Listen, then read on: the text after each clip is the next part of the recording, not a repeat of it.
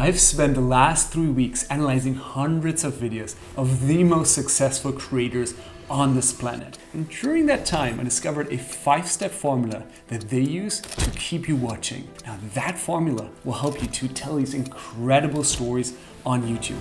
But hey, to make it as practical as possible, we'll dive into one example of one of the best storytellers that is out there, Nicholas Crystal. His channel has exploded, reaching 1 million of subscribers without even uploading that many videos. Let's go.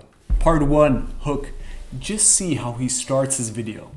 9 weeks ago, I decided to commit to the hardest physical challenge of my whole life, running a marathon. This is going to be a tough one. My legs are burning like hell. It f***ing rains. I f***ing knew it. He starts his story by sharing his goal. He says, I commit to the hardest challenge of my whole life, running a marathon. This immediately raises the question in his viewer's mind, hey, will he be able to finish this marathon? We will continue watching until we know the answer. So for your videos, think, is there a big goal that you want to reach? Or maybe is there a big problem that you want to solve? Something that you can share right up front to hook your listeners. Sharing that goal up front is a great start, but Nicholas does one more thing. He foreshadows some of the obstacles that are on the way. He shows a bunch of shots from the journey where he is in pain, where he's struggling, where he's doubting his decision. This makes us wonder even more, hey, is he really gonna make it? Once Nicholas has our attention, he moves into the second part. Part 2, context. Check this out. Alright, let's give you some context here. I used to hate running up until the point when 3 years ago I signed up for a half marathon. I started to go for runs a few times per week and fell in love with the physical and mental challenges. Instead of going straight into his story, he takes a step back to give some context. He gives some background information, tells us why it is so important for him, and also what triggered him to sign up for that marathon. Now, once he shared what prompted him, he then shares a rough plan on how he aims to achieve that goal. As I said, I have a total of 9 weeks to train. Throughout the whole training, I will do 3 different types of runs. Easy ones for my weekly mileage, long runs for my endurance, and interval runs for my speed work. So, for your story, think about the essential context you want to give. Why does that goal matter to you? What triggered you to take action? And how do you plan to reach that goal? That's it. After giving some context, you then go into the real story. Part 3, rising action. In this part, Nicholas documents his journey or progression towards reaching his big goal.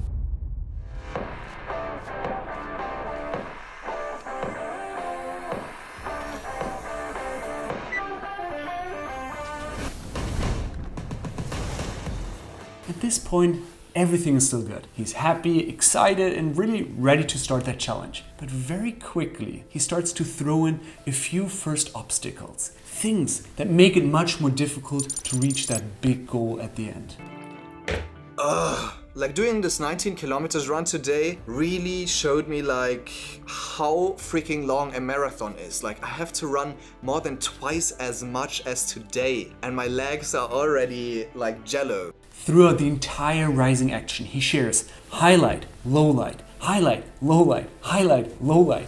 For example, here he shares that he's tired, exhausted, and that he doesn't feel like going for a run. He lets us be part of the struggle, but he doesn't stay in that struggle too long because that would be too boring as well. So shortly after he shares something positive again, he shows how good he feels of overcoming the struggle, that he feels ready and excited to complete this big challenge.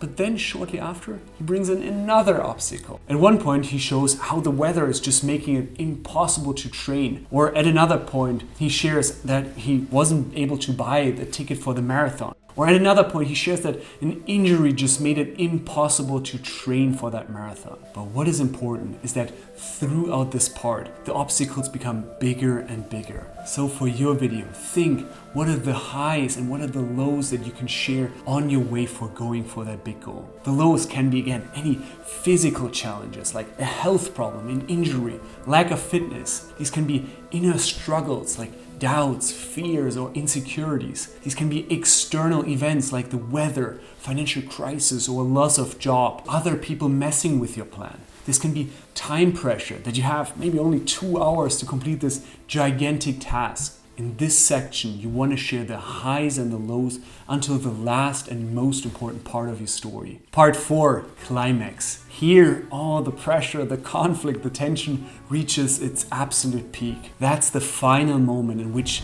listeners are gonna find out if you reached your goal. Nicholas does that by bringing us really into this final moment, showing a few shots of how the event starts. Here we can really sense the excitement in the air. We're on the edges of our seats wanting to find out if he makes it. He still sure throws in a few final obstacles, but now we're getting very, very close to the finish line. With each second, we want to know, did he make it? This is the final moment of the story. This is the part where you show the transformation. For example, if at the beginning of the video you were very nervous, now you feel confident. If you were very poor, now you're rich. Or if you were terrified of public speaking, now you love being on stage. Show the transformation. But hey, although the tension is released after that climax, you still want to do one final thing before you end your video. Part 5, reflection. Up to that point, the video has been pretty much about himself. But check out what Nicholas does in this last step to make it relevant for all of his viewers.